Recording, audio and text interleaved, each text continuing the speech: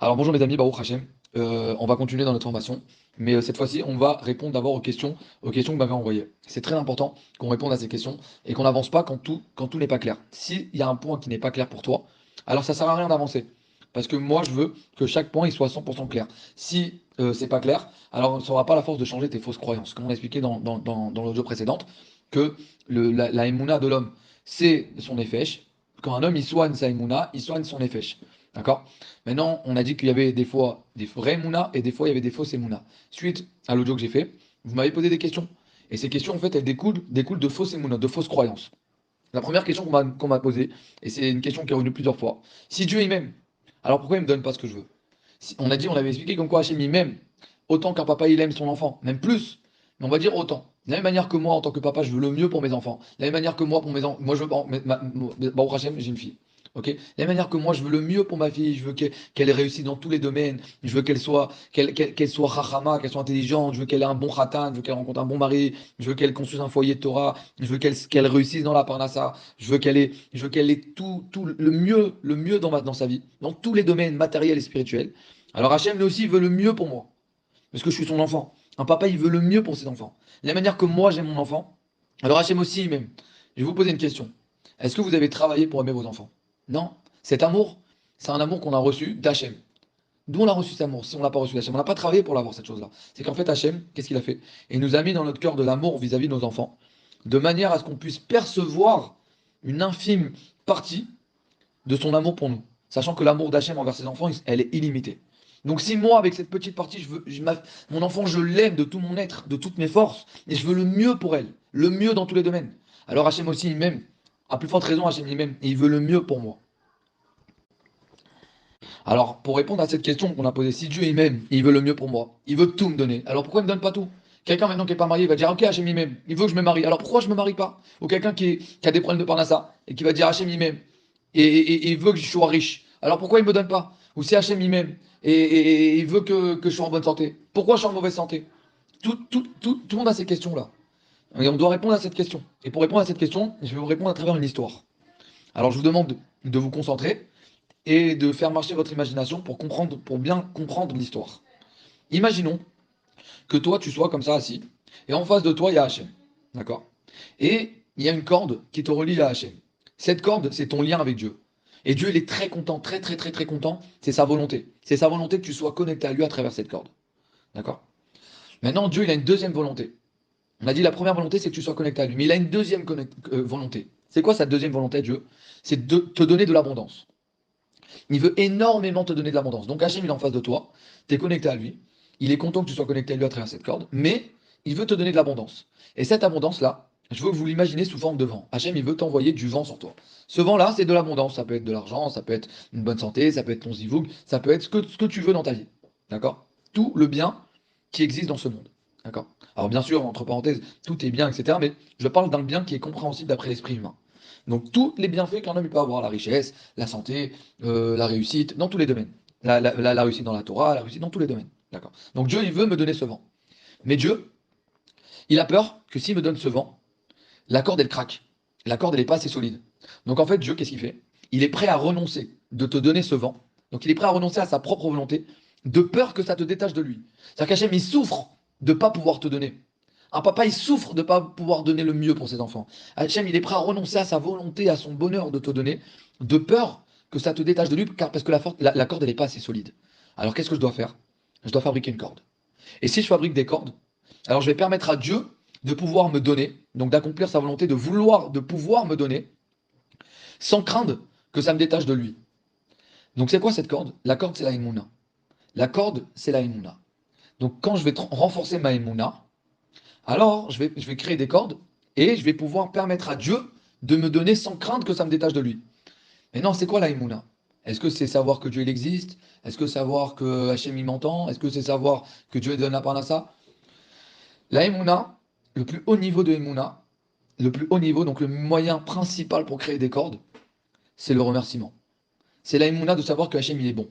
C'est la Emouna de savoir que Hachem il m'aime et qu'il veut me délivrer. Donc le simple fait que je renforce ma Emouna que Hachem il m'aime et qu'il veut me donner, le simple fait que je vais renforcer cette connaissance en moi, d'accord, on va voir comment on fait pour la renforcer. Alors le fait que je renforce cette connaissance, eh ben, ça va renforcer ma Emouna. Et donc, du coup, quand je vais renforcer ma émouna, je vais créer des cordes, et donc je vais permettre à Dieu de me donner. En gros, en fait, c'est une garantie pour Hachem que quand je vais recevoir cette abondance, je ne vais pas me détacher de lui. Parce qu'on sait que l'épreuve de la richesse est plus dure que celle de la pauvreté. C'est-à-dire que quand quelqu'un il est riche, il a plus de chances de se détacher de Dieu que quand il n'a pas, que quand il est pauvre. Maintenant, je ne parle pas d'une richesse forcément financière, mais une richesse dans tous les domaines. Quand quelqu'un il a de l'abondance, il a plus de risques de se détacher de Dieu que quand il n'a pas d'abondance. D'accord? C'est une règle. Donc du coup, quand moi, je vais renforcer ma émouna, je vais créer des cordes, je donne à Dieu une garantie que je ne vais pas l'abandonner au moment de la richesse. Et c'est pour ça qu'on dit Baruch HaGever Asher Iftar Ba'Adonai, béni soit l'homme qui a confiance en Dieu. C'est-à-dire que quand toi, tu es dans une période d'obscurité et que tu prouves ta confiance en Dieu, en demandant à Hachem la Emouna, en le remerciant au moment de l'épreuve, en ne doutant pas de sa bonté, de son amour, en lui disant Hachem, je t'aime et merci, maître du monde, de cette situation. Merci Hachem de ne pas me donner de l'abondance, de peur de me détacher de toi. Hachem, merci Hachem de ne pas me détacher de toi. C'est une malédiction quand quelqu'un reçoit de l'abondance sans corde.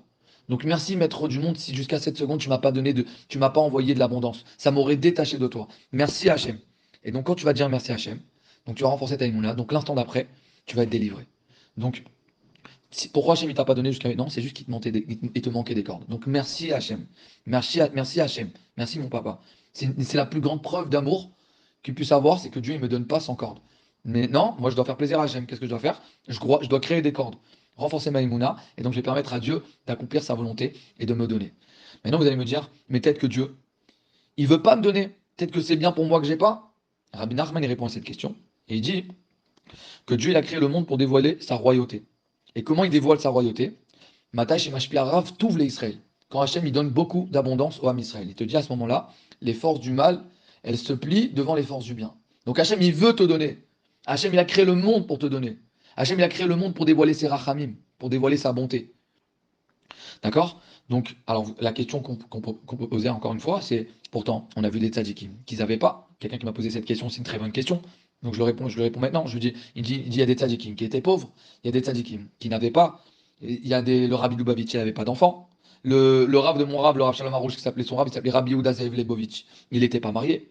On voit dans la Gemara des cas de tzadikim qui vivaient dans une grande pauvreté. Peut-être que Dieu, moi aussi, veut que j'ai pas. Moi, je m'étais posé cette question une fois devant le Rav Harouche. Je lui ai dit, Rav, moi, à l'époque, je n'étais pas marié. Je voulais me marier. D'accord? Et je lui ai dit, Rav, vous dites que Hachem, il veut que je me marie. Mais peut-être que Dieu ne veut pas que je me marie. Votre Rav, le Rav Yehuda Zelevovitch, lui, il n'était pas marié. Peut-être que moi aussi, Hachem ne veut pas que je me marie. Il a dit le simple fait que Dieu il t'a mis cette volonté dans ton cœur de vouloir te marier. Il m'a répondu comme ça. Il m'a dit le simple fait que Dieu il t'a mis cette volonté dans ton cœur, ça prouve que Dieu il veut que tu te maries. Sinon, il n'aurait pas réveillé, il n'aurait pas créé une volonté dans ton cœur. Et Rabbi Yehuda Zelevovitch, lui, s'était même pas posé la question. Est-ce que Dieu il veut? Il ressentait même pas un manque. Le simple fait que toi tu ressens un manque, c'est Dieu qui t'a mis ce manque en toi pour que tu travailles ta émouna dans ce domaine en particulier pour pouvoir te donner. Et les tzadikim, c'est des tzadikim aussi qui souffrent, c'est qu'aussi il y a des fois des tzadikim qui prennent sur eux des souffrances. Et qu'on ne peut pas apprendre de ces tzadikim. On ne peut pas apprendre. C'est que eux, c'est eux qui veulent ces souffrances-là, c'est leur volonté. Et que s'ils veulent, à l'instant même où ils veulent, ils peuvent les effacer. La Gemara les ramène comme ça dans ma série de Brachot. Donc on ne peut pas prendre des tzadikim. Donc la Hanaga, la Hanaga, c'est comment Dieu il dirige ce monde. Dans sa généralité, je ne parle pas en particulier envers des tzadikim, en particulier que eux n'avaient pas de questions. Comment Dieu dirige ce monde? C'est que Hachem, il veut donner à tout le monde, dans tous les domaines. Une fois, j'étais parti voir le Rav Arouche, je lui dis, ah, j'aimerais m'acheter une voiture, est-ce que vous pensez que c'est bien? Moi, je m'étais dit, peut-être c'est pas bien pour moi. Vous savez ce qu'il m'a répondu? Il m'a dit, Hachem, il veut que tu aies des voitures, Hachem, il veut que tu aies des maisons, Hachem, il veut que tu aies tout le bien du monde. Hachem, il veut tout te donner dans tous les domaines. Dans tous les domaines. C'est comme ça qu'on voit quand un roi il est grand, c'est quand son peuple, c'est un peuple qui réussit. Donc voilà, mes amis, on a fait vraiment un tri en fait dans l'imagination. D'accord? C'est ce qu'on là, doucement, doucement, on a amené des informations qui vont vraiment nous permettre d'effacer nos fausses croyances. Peut-être que Dieu ne m'aimait pas, j'ai fauté. Non, Hachem il m'aime. Un amour infini qui ne dépend pas de mes actions. Donc, parce qu'il y a des fois des gens, ils se disent Hachem il m'aime jusqu'à tel niveau. Après ça, ça y est, je l'ai déçu, Hachem. Non, non, non. Hachem, tu ne peux pas le décevoir. Hachem, il croit tout le temps en toi. Hachem, il t'aime. Donc ça, c'est des points qu'il faut beaucoup, beaucoup prier dessus. Beaucoup prier dessus pour changer ces fausses croyances. Ou peut-être que Dieu ne veut pas me donner. Peut-être que c'est pas bon pour moi. Non. Si c'est pas bon pour toi, c'est pas bon pour toi. Le seul Hachem, c'est bon pour toi. Hachem, il veut te donner ça. Pourquoi c'est pas bon pour toi maintenant? Parce que tu n'as pas assez de corde. Mais quand tu auras cette corde, tu auras assez d'émouna, ça sera très bon pour toi. Hachem, il veut te donner ça. Dans tous les domaines. Et peut-être que Dieu, il m'aime pas. Ça, voilà, ça, c'est des points, vous pouvez prier sur ça. Beaucoup, beaucoup prier sur ça pour changer vos croyances. Le dernier point, une clé, voilà, donc c'est ça la clé. Comment on fait pour changer ses croyances? Les croyances, c'est la émouna. Il y a des vraies croyances, des fausses croyances, comme on a expliqué. Maintenant, comment on fait pour changer sa émouna, ses croyances? Alors, Rabbeinu, il dévoile un secret. De la même manière qu'il nous avait dévoilé déjà un premier secret, nous expliquant que l'âme, le nefesh et la émouna, c'est un, et c'est un secret qui est exceptionnel. Il vient te dire maintenant la deuxième partie du secret. C'est quoi? Comment on fait pour changer ses fausses croyances? Il te dit par la parole. Il ramène deux psukim. Le premier pasouk, c'est Odia emunatecha befi. Je vais faire connaître ma foi par ma bouche. C'est-à-dire que comment un homme il va changer sa foi, sa croyance, par sa bouche. Par exemple, il va dire Hachem, permets-moi de savoir que tu m'aimes, permets-moi de savoir que tu m'aimes. Alors, quelqu'un qui a pas, quelqu'un, on va dire, il pensait que Dieu il l'aimait pas et c'est pour ça qu'il n'envoie pas c'est pour ça qu'il a des problèmes de parnassa. Il a fait des bêtises. Alors c'est à cause de mes bêtises que j'ai des problèmes de parnassa. Hachem il m'aime pas et c'est pour ça qu'il me punit. Alors il faut qu'il change ses croyances. Comment il va faire?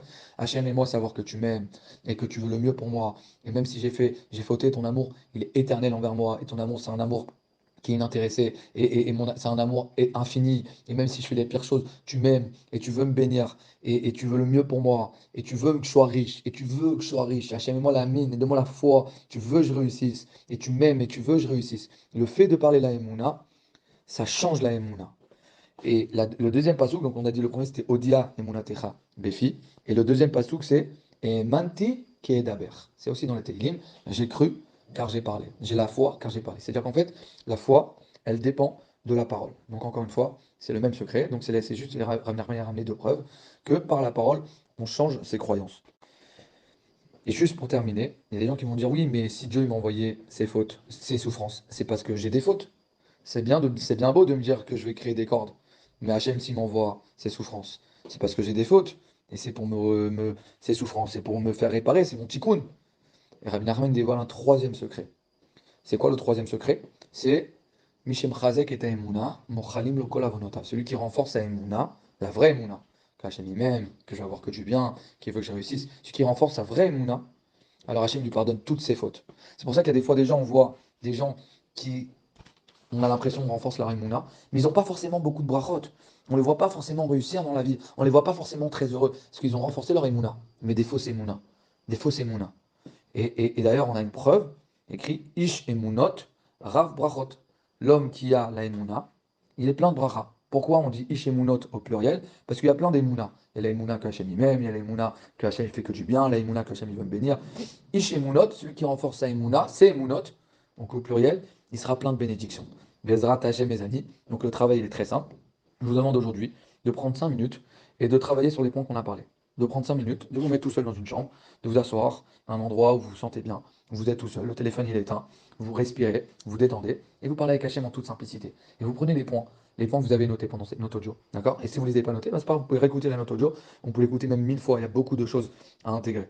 D'accord? Vous notez et après prenez ces 5 minutes-là et vous parlez avec Hachem sur les points qu'on a parlé. Hachem, permet de savoir que tu m'aimes et ton amour est infini pour moi et tu veux le mieux pour moi et tu veux que je réussisse. Mais à Hachem, demain dans la note audio, on expliquera si Dieu il m'aime, il veut que j'ai que du bien, pourquoi on voit des gens qui leur arrivent du mal.